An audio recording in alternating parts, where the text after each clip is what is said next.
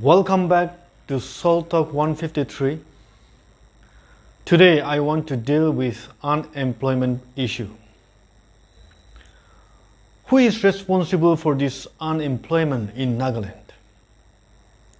There may be many factors contributing to this problem. Everyone may have their own say on this. I have my own view and I am going to share it. I am not claiming my view to be completely right. This is my view and you can disagree with me. My intention is to provoke our mind on this unemployment issue. The problem is like this. By nature, Nagas are hardworking people and we didn't have problem working, because that's our culture. But with the coming of Western education in our land, our people thought that this was the replacement of our work culture. So in order to let their children get education, they stopped their children to work. Reason may be because most of their children study outside of the village. That's one reason.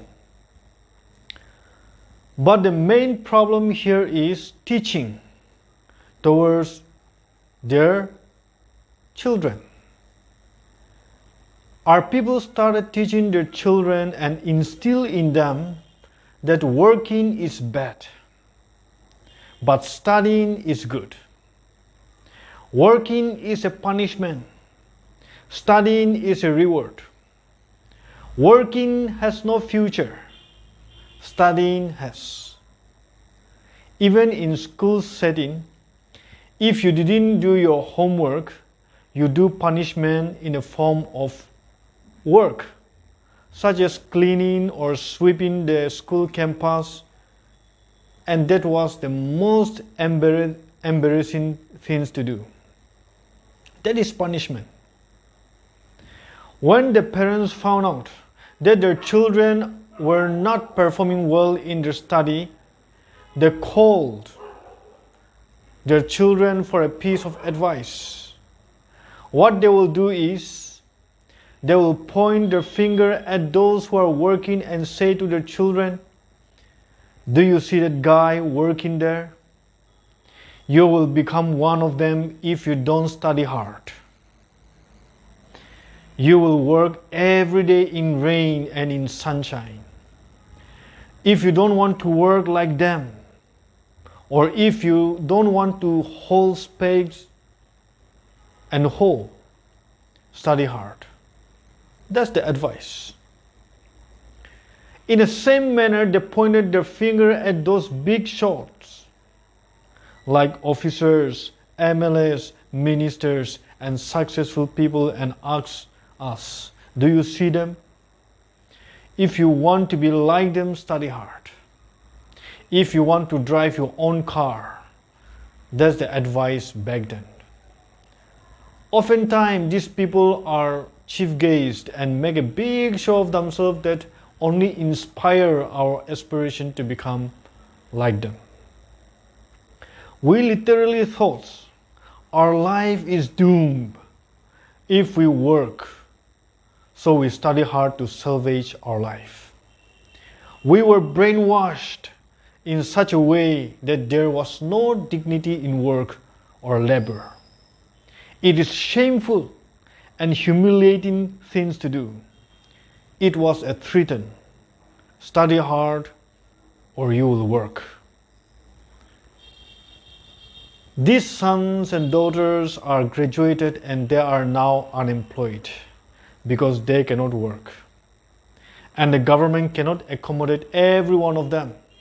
Even if they can work, they are too embarrassed to work because they were taught in such a way that work is negative and not a good thing to do. They expected to find an honorable job with office, separate table and chair. And if that is not there, they consider themselves unemployed. To rub salt in the wound. Only government job is employed because that's how we were brainwashed. That's the reason many are in private sector, companies and institutions and make their living out of it, but they still cannot consider themselves as employed. There is no unemployment problem, and there cannot be unemployment problem in Nagaland. It is all about our mindset, our mentality. It is not unemployment problem, it is people's problem. We have many things to do, and that's the reason there is this influx of illegal immigrants in our land. These illegal immigrants are not coming to our land for any other program. They are not tourists. They come to get job to support their family, and they got it and they are well to do, whereas we are unemployed in this very land. Who is responsible for this? Teaching is everything. It shapes any given society. What you teach today will come to action tomorrow. The Bible says, as you sow, so shall you reap is true.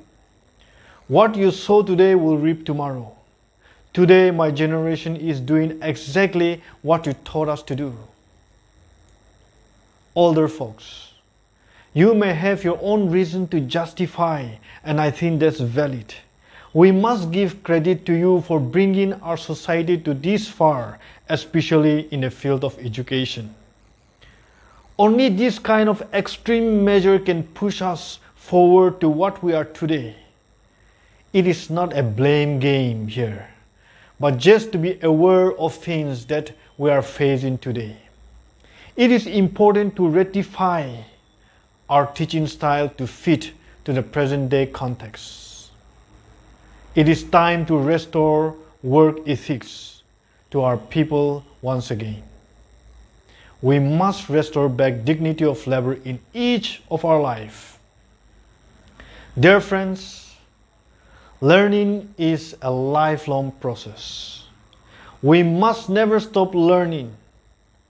There are certain things in our life that need to be unlearned, and I think this negative concept of manual work is one thing. We must unlearn it and cultivate dignity of labor and work ethics. Only then we can bring change to our society. This menace of unemployment can be solved if we have dignity of labor. Thank you. This is my view. You may agree with me, you may not agree. You are free to press unlike button, but it is good to give views from all angles. You can also subscribe and share this video for more videos like this if you like it. Thank you. See you again.